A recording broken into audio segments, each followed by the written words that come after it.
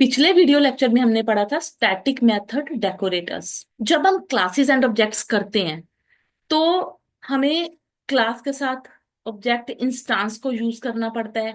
Self parameter by default parameter लेना पड़ता है जो कि हमारे ऑब्जेक्ट को रेफर कर रहा है। कई बार ऐसी कंडीशंस भी आती हैं जब हमें ना तो सेल्फ पैरामीटर की नीड होती है ना तो इंस्टांस की जरूरत पड़ती है। तो इस केस में हम क्या करते हैं कि एरर हमारे प्रोग्राम में ना करो, हम लोग स्टैटिक मेथड डेकोरेटर्स का यूज करते हैं इस केस में। अब आ जाते हैं class method decorator. Classes and objects में हमारा कोई भी मेथड बनता है ना, तो वो इंस्टांस के लिए बनता है, क्लास के लिए नहीं बनता। तो हम क्या करते हैं कि एक क्लास मेथड डेकोरेटर, इसके लिए हम क्या करते हैं, एक जो फर्स्ट हमारा पैरामीटर होता है ना, इसमें CLS होता है, सेल्फ नहीं होता। फर्स्ट पैरामीटर हम CLS को लेते हैं, सेल्फ को नहीं लेते। दूसरा, हम एक ऐसा मेथड बनाते हैं जो कि एक्चुअल में क्लास को एक्सेस करेगा और मॉडिफाई करेगा।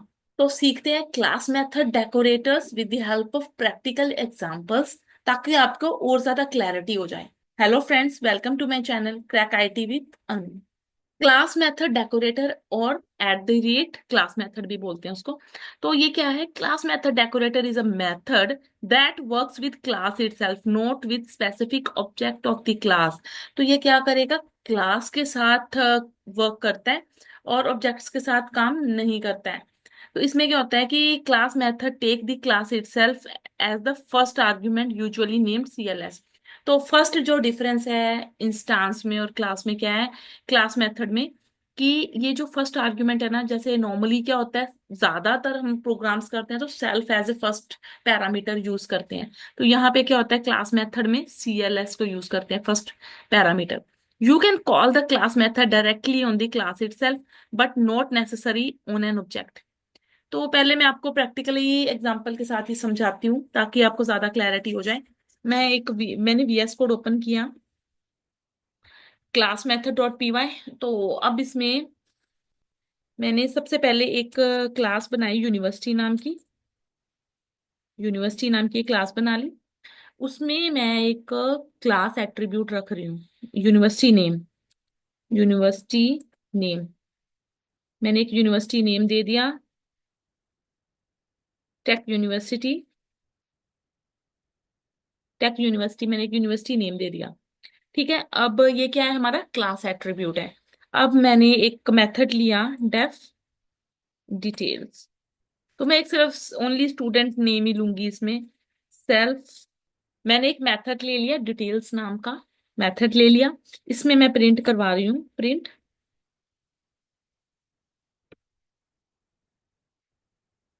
Name of student is self dot name and university is self dot university uni name. तो मैंने नेम ऑफ द स्टूडेंट ले लिया, सेल्फ डॉट नेम यूनिवर्सिटी, इतना आपको पता है कि कैसे करना है क्लासेस एंड ऑब्जेक्ट्स में।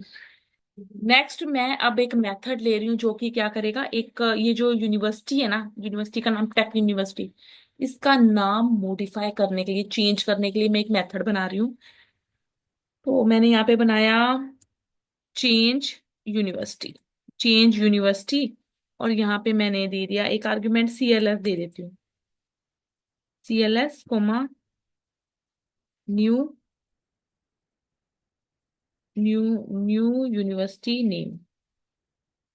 ठीक है, तो मैंने एक नया मेथड बना लिया, उसमें एक आर्ग्यूमेंट पास कर दिया, न्यू यूनिवर्सिटी नेम। अब मैं क्या करूंगी कि सेल्फ की जगह ना यहाँ पे CLS यूज करके, जैसे मैंने यहाँ पे लिखा CLS डॉट यूनिवर्सिटी नेम, इसको चेंज करना है मुझे, university name equal to new university name. Okay, तो आप ये मान के चलो कि न्यू यूनिवर्सिटी नेम है ना जो हमारा, अभी कॉल करते टाइम जब मैं ऑब्जेक्ट बनाऊंगी तब हम इसको डिफाइन करेंगे, तो वो चेंज हो जाएगा। ठीक है, जो पुराना टेक यूनिवर्सिटी है उसकी जगह पे मैं रिप्लेस कर रही हूँ एक नई यूनिवर्सिटी नेम से।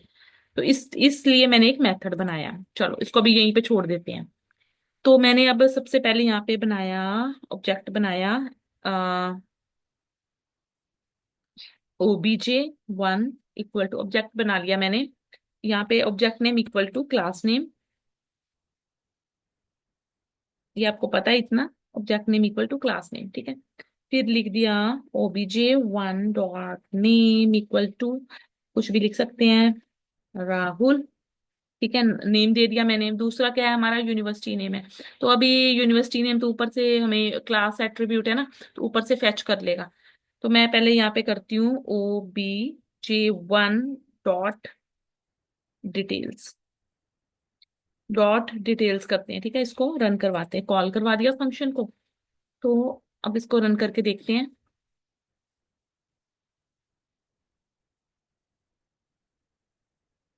तो ये name of the student is Rahul and university is tech university, जो हमने दिया हुआ था एक्चुअल में वही प्रिंट हो रहा है। तो अब मैं क्या चाहती हूँ कि इसको मैं चेंज कर दूंगा। मैंने देखो फंक्शन लगाया है, नया फंक्शन लगाया है यूनिवर्सिटी को चेंज करने के लिए। तो अब मैं चाहती हूँ यूनिवर्सिटी को चेंज कर दूं इसका नाम। तो अब मैं यहाँ पे लिखूंगी OBJ1 डॉट, ये फंक्शन का नाम लिखेंगे, OBJ1 डॉट फंक्शन का नाम क्या है, चेंज यूनिवर्सिटी। क्या नाम रखना है मैंने, चंडीगढ़ यूनिवर्सिटी।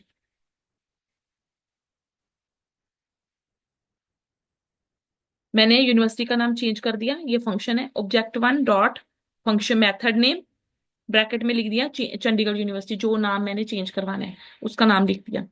तो अब मैं दोबारा से डिटेल्स करूंगी, OBJ1 डॉट डिटेल्स करूंगी। तो अब देखते हैं कि हमारा टेक यूनिवर्सिटी प्रिंट हो रहा है या चंडीगढ़ यूनिवर्सिटी हो रहा है प्रिंट। तो ठीक है, हमारा यहाँ पे क्या प्रिंट हो रहा है, फर्स्ट वाले में टेक यूनिवर्सिटी हो रहा है और दूसरे वाले में चंडीगढ़ यूनिवर्सिटी प्रिंट हो रहा है। बिल्कुल ठीक हो रहा है, जैसा हम चाह रहे थे बिल्कुल वैसा ही हो रहा है। अब इसमें क्या प्रॉब्लम है कि मैंने, ठीक है, पहले वाले में देखो ऑब्जेक्ट वन डॉट डिटेल्स किया तो हमारा ओरिजिनल, ये ऊपर जो मैंने प्रिंट करवाया था ये यूनिवर्सिटी नेम टेक, ये प्रिंट होगा, यही होना चाहिए था। दूसरा मैंने यूनिवर्सिटी का नाम चेंज कर दिया तो दोबारा से प्रिंट डिटेल्स करवाई, तो हमें नया नाम आ रहा है। अब एक्चुअल में क्लास का नाम चेंज हुआ है या नहीं हुआ, वो भी तो चेक करना है ना। चलो देखते हैं कि हमारी क्लास का नाम था, मैंने यहाँ पे किया प्रिंट, अगर मैं लिखूं यहाँ पे यूनिवर्सिटी, यूनिवर्सिटी क्लास का नाम था, यूनिवर्सिटी डॉट क्या नाम था यूनिवर्सिटी का, यूनिवर्सिटी नेम यही था ना पुराना वाला, यूनिवर्सिटी यूनी नेम, यही हमने रखा था। तो हम देखते हैं कि अगर मैं यूनिवर्सिटी क्लास नेम डॉट ये एट्रीब्यूट नेम अगर मैं करके देखूं, तो हमारा क्या चंडीगढ़ यूनिवर्सिटी आ रहे हैं, टेक यूनिवर्सिटी आ रहा है, ये देखो टेक यूनिवर्सिटी। ठीक है, कहीं पे चंडीगढ़ आ रहा है, कहीं पे टेक आ रहा है।